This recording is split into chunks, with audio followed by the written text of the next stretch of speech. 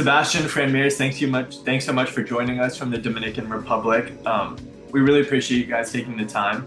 You two have worked on some amazing projects over the years, from the feature film Bantu Mama, which is streaming on Netflix, to the Yosemite video with Travis Scott.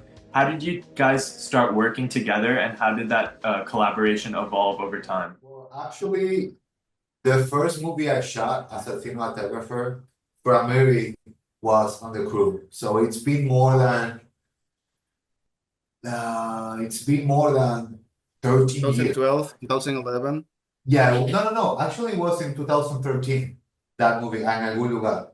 But that was the first movie I shot as a cinematographer. But before that, we've been working together on sets. Because I used to be, I used to be a focus puller, and he used to be a best boy grip.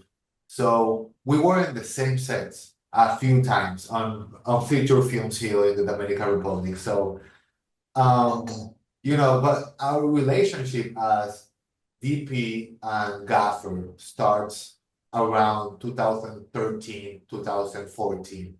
And it's been quite a decade or something like that, or a little bit more.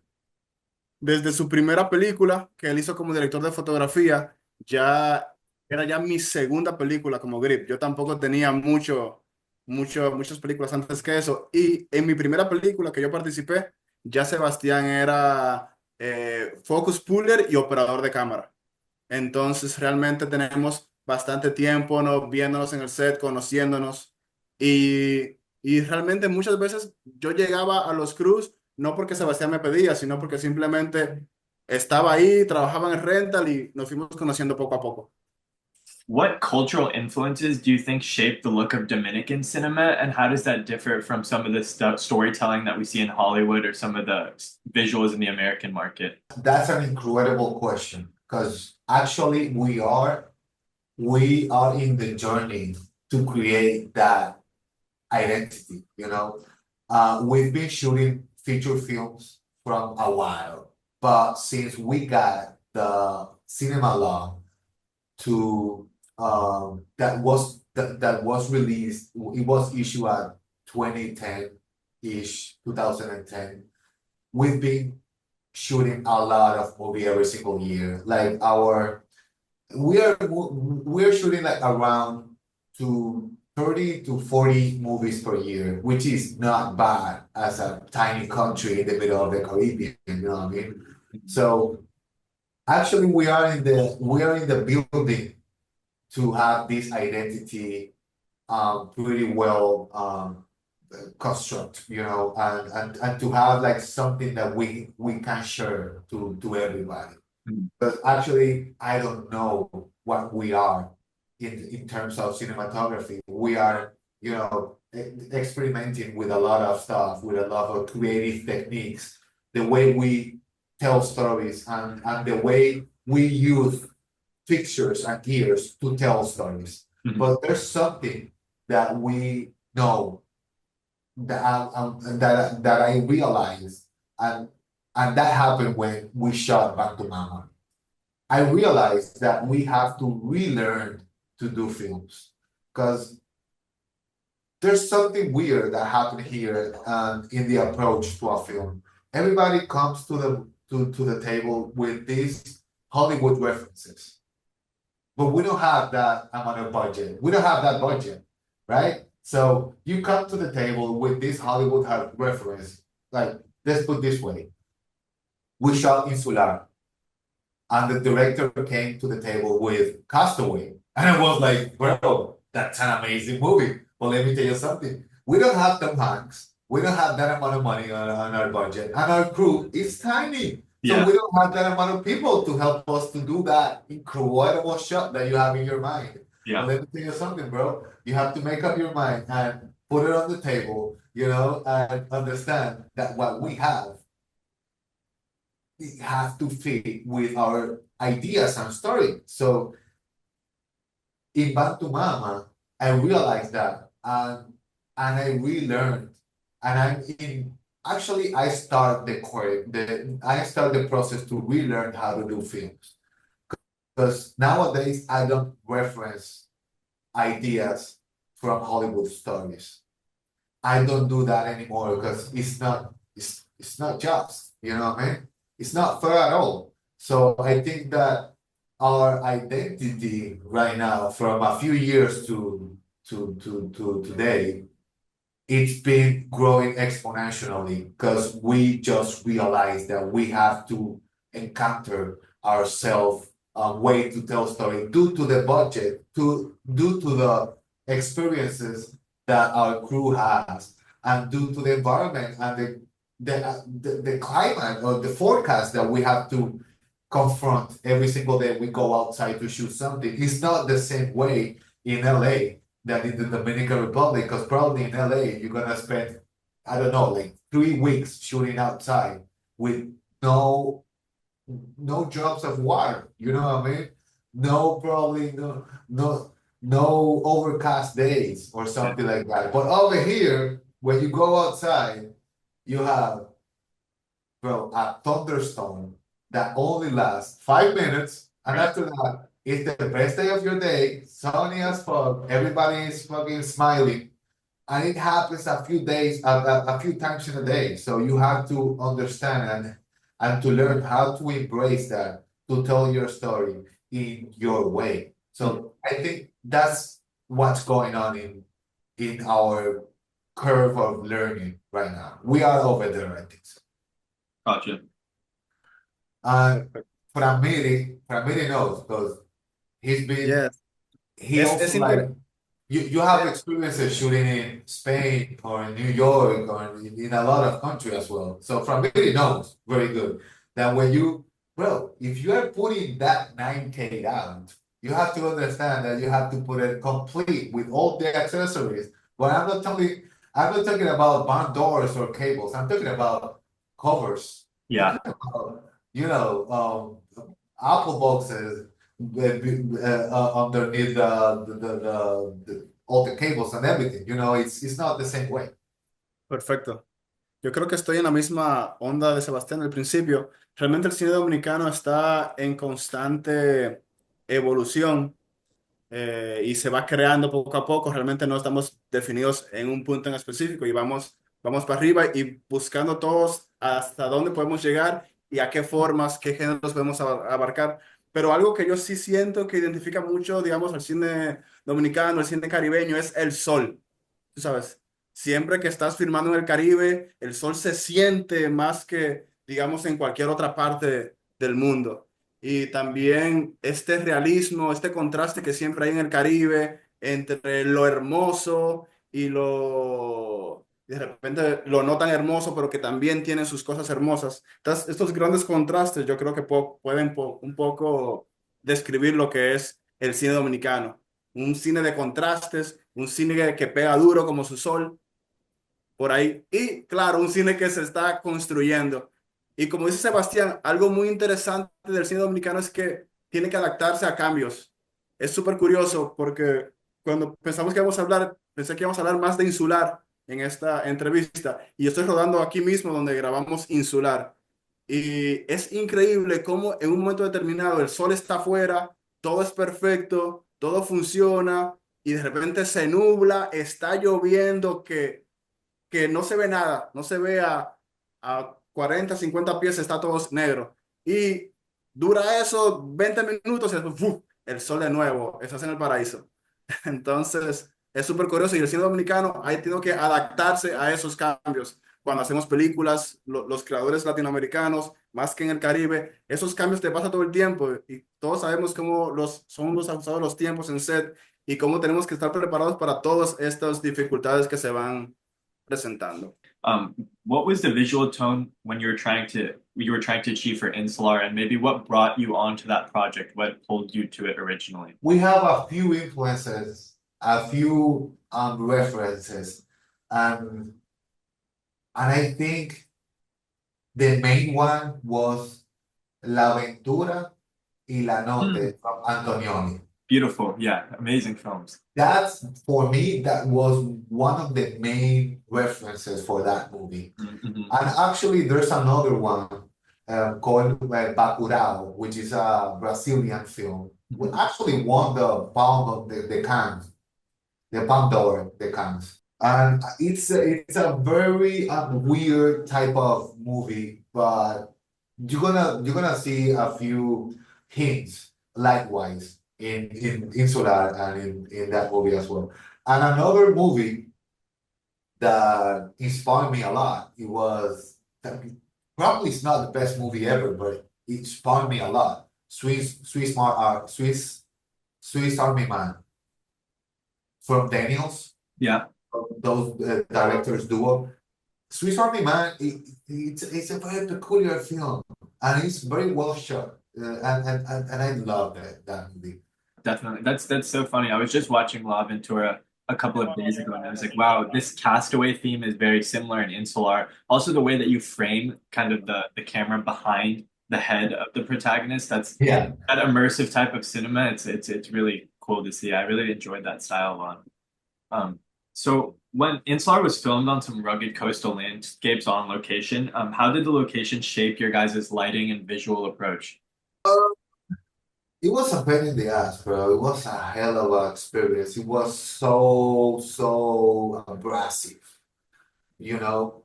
Actually, it didn't shape at all. I was pissed off a few days, like a few days. It wasn't easy because just to get to the main location, you Mhm. have to walk through a steep mountain, like 20 minutes. And after that, you enter that little cove, that little bay that was the main location, right? But only a few vehicles was allowed to go because it has to look that is virgin. So vehicles that weren't allowed to be there, due to the tires and stuff like that. So we were, bro, imagine break for lunch. I don't know, like 60 people going that up into the mountain Totally. and then going down that steep mountain and then going for lunch. Okay, we back, walking to the same location. And thank God we built a holding for G&E in the location that actually is in every single shot, but it was covered with camouflage the fabrics and with a lot of, I don't know, palm trees, leaves and stuff like that. We put it on top of that. And it looks like part of the mountain, part of the forest. But actually it's every single shot. Get it in there. Yeah, and I remember when we were scouting that place from, and it was like, oh, this is the place. We have to put the place over here. And bro, we create like a inside bathroom, like like a pile of apple boxes that we put like a sun blanket on top of it, so it used to be like a bed or something like that. Yeah. All the sandbags, and it was raining every single day. So imagine how heavy was every single sandbag, bro. It was so heavy, all wet, and I think the only thing we took back to the truck every single day was the lights. No, it was. I remember the first day we were shooting inside, like in the hut, where the castaway was like waiting to be rescued or something, right?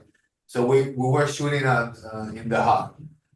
We were using the M90, the F90 in that scene.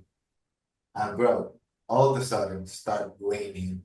And the light was in a beefy combo or a low combo or something like that. And it starts raining like, bro, like a thunder, like a hurricane, like for real, like a hurricane. And we start doing the beginning of the movie, like the first few scenes of the movie, instead of that scene.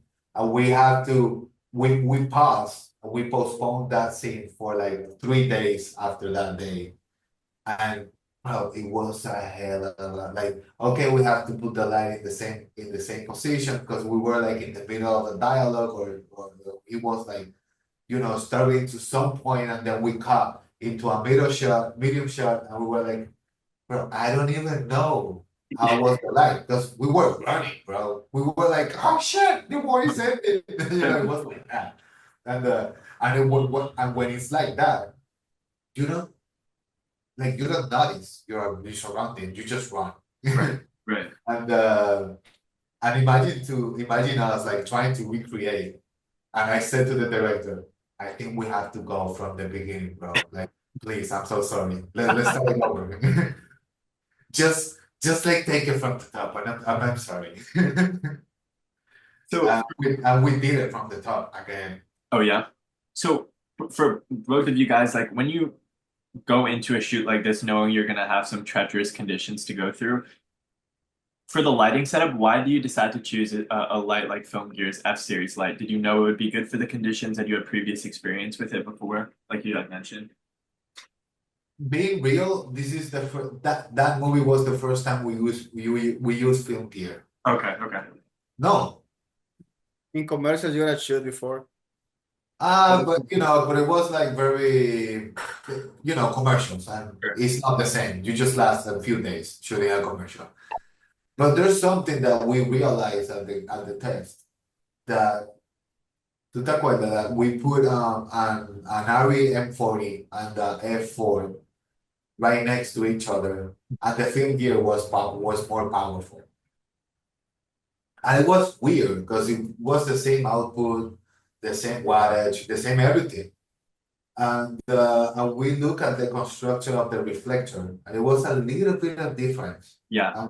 And it was actually, I'm still like thinking, what is the difference that makes film gear more powerful than the other brands? It's weird because I don't know. I just noticed that, I just don't know. And actually, we used to have for that movie, we used to have the choices for a few different brands, and for the 9K, I don't remember why you chose that from Franmiris, but I don't remember. But there's a few moments on the movie that was very crucial, and we understood why film gear is it's like an android. It's crazy, bro. We were shooting something in the side in the inside of the house. It was a scene when she's like staring at the window and he walks behind her and have this conversation in the house. So it was a hell of a dolly shot, like 360 and whatever, right?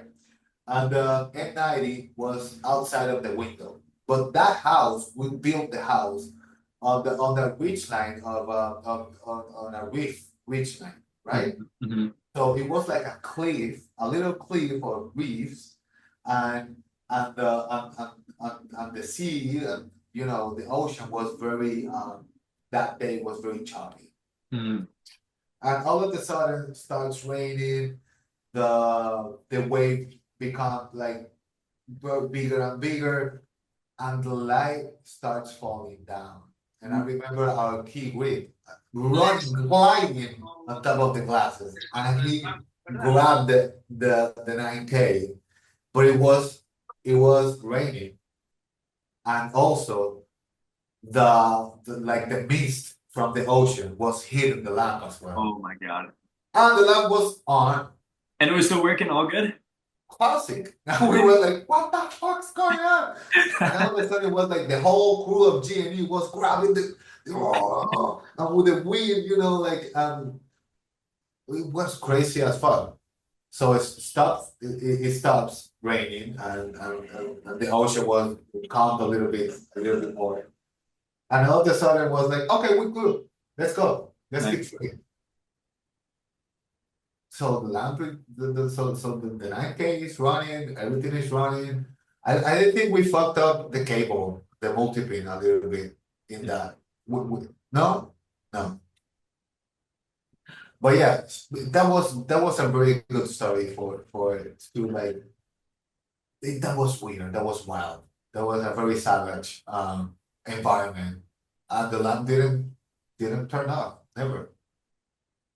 Yeah, I can tell from some of the BTS you guys sent that the conditions look like monstrous, So when you guys are shooting close to water, or there was a lot of underwater shots in Insular too, which looked really Yeah. amazing. What's the process of shooting those and maybe lighting underwater shots? What does that kind of look like? Well, we didn't use any artificial light for the underwater. It was only available light, and we spent like 3 days, 2 days of underwater. Well, actually, like 4 days, like but 2 days fully crewed, with the jet skis and all the shit. And 2 days before that, fighting with production Mm-hmm. because it was really heavy. Even though we all are divers, you know, but the conditions wasn't the necessary to get shit done. But when we shoot the underwater, we didn't use any fiction. It was only available light, and I think it was only Franmiris, a few divers, Mauro, which was the underwater camera operator, Mm-hmm. and the underwater coordinator who was riding a jet ski. So it was a very small crew, and all the crew was on a production boat. Mirs, do you mind telling us a little bit about like your experience with film gear lights on the shoot and maybe your favorite lighting setup that you guys had done on Insular? Claro. Realmente me gusta bastante Field Gear porque yo lo siento bastante liviano. Y estas locaciones que eran muy complicadas, tanto a nivel de acceso como a nivel de colocar la luz en su lugar para que haga su trabajo, realmente no era como rodar un supermercado, rodar una cancha de fútbol o rodar una playa, que también es complicado, pero era más que eso. Era rodar en la selva, como quien dice, era rodar encima de los dientes de perro, como lo mencionó Sebastián, donde todo el terreno, estamos hablando de todo el terreno, es irregular y no está hecho para rodar. Entonces realmente Field Gear, realmente con su potencia, con su eficacia, con su ligereza, por así decirlo, la lámpara es bastante ligera, nos dejaba llegar de repente a hacer cosas increíbles. Lo que yo recuerdo, así que para mí fue bueno, me sentí bien y es como, fue agradable. Fue un momento que estábamos rodando en una cueva y teníamos que meter la luz, simular este rayo de sol que entra por la cueva. Entonces realmente teníamos creo que un M90, habíamos pedido, perdón, un F90, teníamos un F90, dos F40 y creo que habíamos pedido un Arrimax 18, mentira, teníamos el M90 y habíamos pedido un Arrimax 18, pero no llegó el Arrimax 18 y entonces pusimos dos F40 más el, más el F90 que ya teníamos y ahí sí esa luz golpeaba y pudimos con esas tres cabezas dirigir a puntos en específicos que queríamos como, mira, allá me decía Sebastián, allá la quiero que llegue dura y aquí suave, que es donde está, digamos, el personaje principal. Y realmente, no sé si tienes fotos, Sebastián dijo que mandó algunas fotos, sí se ve lo complicado que era como tuvimos que salir con unos brazos, con unos arms y poner la luz un poco cenital. Y creo que la lámpara se desempeñó bastante bien y para mí cumplió su objetivo. What film or films have really inspired your visual or lighting style? Oh, I see many films. I see many films when they go to the high school, to the university. I see many films. I work in the hotel in the nights. It's no so many clients. I see many movies in these nights. I have a lot of influence, but my influence changed all the time. I think so. I try to do something different, not repeat the same. Maybe do the same, tal vez tener el mismo resultado, pero llegando por otras vías, a veces más difíciles, a veces más fáciles. Siempre lo comentamos con Sebastián, vamos a hacer algo que no hemos hecho. Y de repente nosotros que somos latinoamericanos, que no tenemos esta cultura de años y años haciendo cine, de repente, qué sé yo, y también otra cosa es también los recursos. De repente los recursos que hay en otros lugares para hacer cine no son los mismos que hay aquí y viceversa. Hay lugares que tienen menos que nosotros, también hacen muy buen cine, pero algo que siempre nos gusta hacer, a mí y a Sebastián, al menos en este caso, es retarnos. Como mira, ya ese paso lo hicimos, ya ese nivel lo completamos, ahora vamos un nivel más alto. Y yo pienso que eso nos mantiene siempre intentando hacer cosas nuevas. No te voy a decir que siempre sale todo bien. Ah, sí, era lo que yo estaba esperando. A veces no sale lo que estábamos esperando, pero sale algo mejor. O sale un aprendizaje de, bueno, por ahí no va a ser, al menos para lograr esto que queremos hacer. Eso funciona para hacer otra cosa. Y realmente con Sebastián, como tenemos varios tiempos, varias películas, hacemos videoclips, hacemos comerciales, como que podemos experimentar muchas cosas y siempre algo que yo veo con él, nos vamos retando. Mira, eso ya lo hicimos y ya, vamos a hacer algo que nos rete, algo más difícil. O sea, y si en República Dominicana no hay, vamos a forzar para que sí, venga, que no, no está esta herramienta aquí, que ningún DP la pide, que nadie la tiene, que no, que es mentira. Bueno, vamos a intentarlo. Tal vez no la tenemos en este proyecto, pero sí lo tenemos en el que sigue, porque ya el productor se dio cuenta que lo queremos y ya lo pides 2, 3 veces, 4 veces. Va a haber un momento que el productor te va a tener que decir que sí, porque realmente para llegar a grandes resultados hay que hacer grandes cambios, ¿sabes? Entonces, nada, algo que nos inspira a nosotros es el reto de hacer cosas más interesantes, de retarnos a nosotros mismos como realizadores. Can I Yeah, can I get a quick translation on that one? That sounded like a yeah. That what he said, that one thing that inspires us a lot is challenges.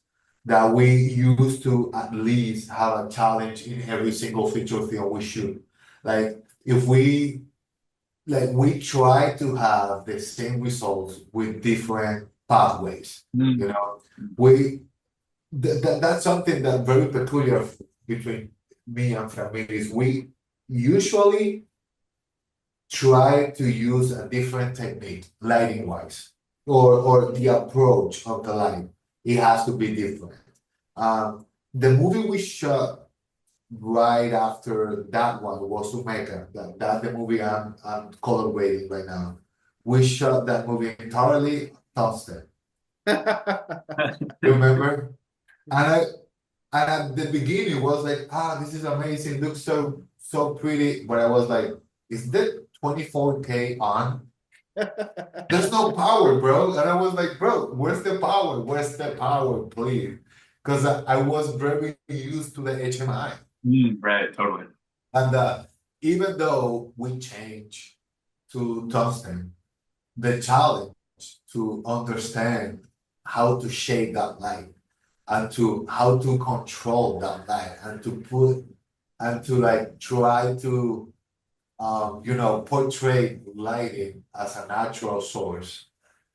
It's a different approach. And to have that, well, if you do a lot of commercials, you have like tiny approaches for every light you want to use. But if you do a feature film with that type of challenge, like that's something that we do. Like, okay, let's do this movie without lights. Yeah. There's no pictures, bro. That's the challenge. And we have to do that. And that's a decision. And we have 5 weeks like that. It's not the first week. The first week you're gonna be fighting and battling against that or something. But the second week you are like, oh, I like this. And the third week you are like, bro, can we reshoot that? Totally. And you learned a lot. And that's something that inspires us a lot. So what's next for your guys' partnership? Do you guys see, is there a project up and coming that you're going to work on? Or are there any like lighting challenges or stylistic ideas you guys still want to try together or something?